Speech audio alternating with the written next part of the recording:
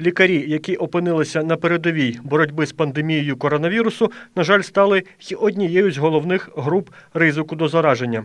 Саме тому з самого початку карантину бердянські благодійники стали турбуватися про захист медичного персоналу БТМО.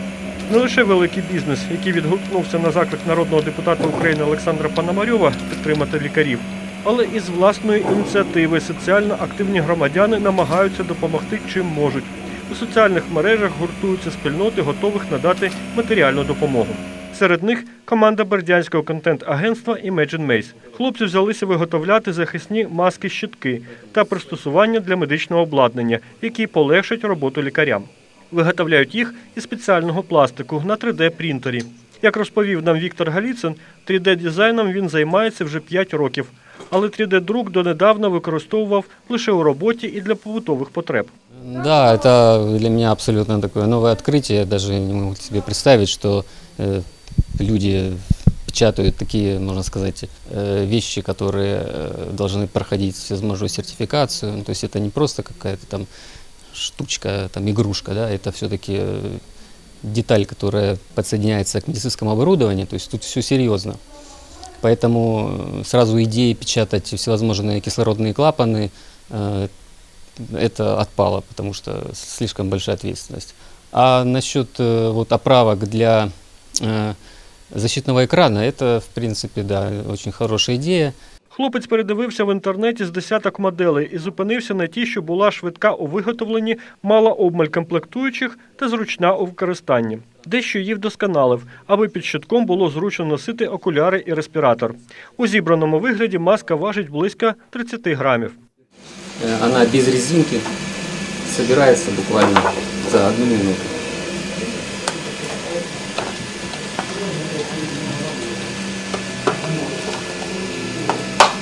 Вот и все. Маска готова.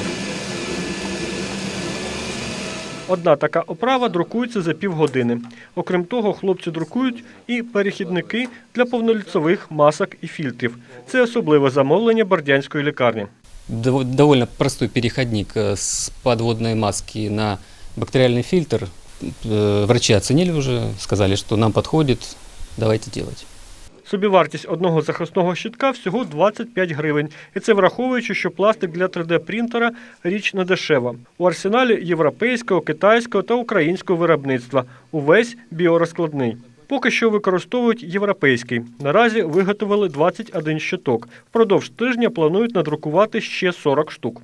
Ну, насколько хватит пластика, я опубликовал пост в Facebook, люди откликнулись, немного задонатили денег. Вот мы закупили пластик, закупили пленку. Пока есть, но заканчивается быстро. Про те, що потреба у таких масках-щитках величезна, нам розповів директор БТМО Дмитро Єгоров, якому цього ж дня команда Imagine Maze передала готові вироби. Головний лікар поміряв, оцінив легкість і зручність та щиро дякував хлопцям. Ну, я хочу сказать, что очень удобно, то есть очень на самом деле легко. И что очень хочется сказать, что вот такие приспособления, они на самом деле могут спасти жизнь нашему медицинскому персоналу. Хочу сказать огромное спасибо ребятам, Виктору и его команде, нашей команде говорим, правильно?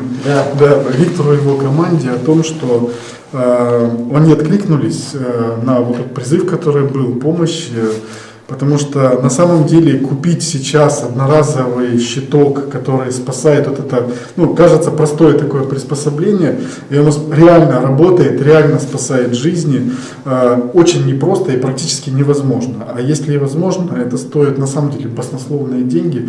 Мы когда звонили своим коллегам, которые работают в Англии, которые работают там в Китае, вот там Ксения звонила, все говорят о средствах защиты, это первое, это щиток и это респиратор. Головлікар зізнався, що хоча й сам полюбляє нові технології, але й уявити не міг, що у Бердянську ось так просто можна на 3D-принтері друкувати потрібні речі. У лікарні є навіть більш нагальна потреба. Мова йде про повноліцеві маски, що захищають медиків, які знаходяться у найінфікованішій зоні і які проводять найнебезпечніші процедури. В Україні одна така маска коштує близько 5 тисяч гривень. І ще близько 1000 – комплект фільтрів до неї. У нас родилась идея, то есть как бы какая-то полнолицевая маска как бы есть, остается только сделать так, чтобы в ней был фильтр.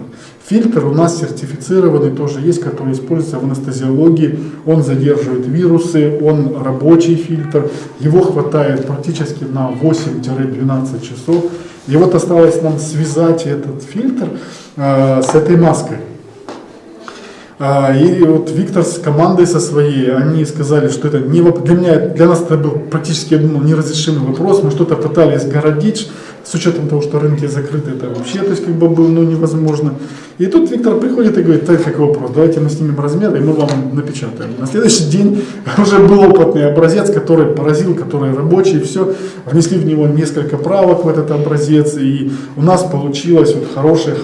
Дальше что было? Это было вообще для меня фантастикой, хотя я люблю компьютеры, то есть как бы, когда они пришли, они говорят, пошли даже больше, что вот у вас есть полнолицевая маска, она, ну, скажем так, универсальная, на мое лицо, на то лицо, то есть как бы, но мы же, говорит, видим, что у ваших медсестер одного красивое женское лицо, но не такое большое, как ваше, да, то есть мы готовы индивидуализировать и сделать полнолицевую маску именно индивидуально под лицо. Звісно, це посилить захист і дозволить медпрацівникам почуватися впевненіше у роботі з інфікованими пацієнтами, вважає Дмитро Єгоров. Використовуючи технологію фотограмметрії, спеціальної фотозйомки і наступної комп'ютерної обробки матеріалу, відеограф Денис Тарановський для прикладу побудував 3D-модель обличчя однієї з співробітниць БТМО. За цією моделлю на 3D-принтері можна буде віддрукувати індивідуально повноліцеву маску. Понятно, что ребята, команда, которая работает, тратит свои материалы.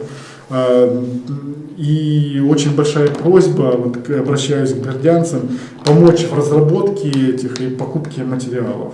Ребята молодцы, они, этих щитков надо еще, масок надо еще, переходников надо еще. Повторюсь, что вот в оригинале они стоят гораздо дороже, чем как бы они будут получаться, если спонсор возьмет и спонсирует приобретение вот этих материалов и разработку данного аппарата.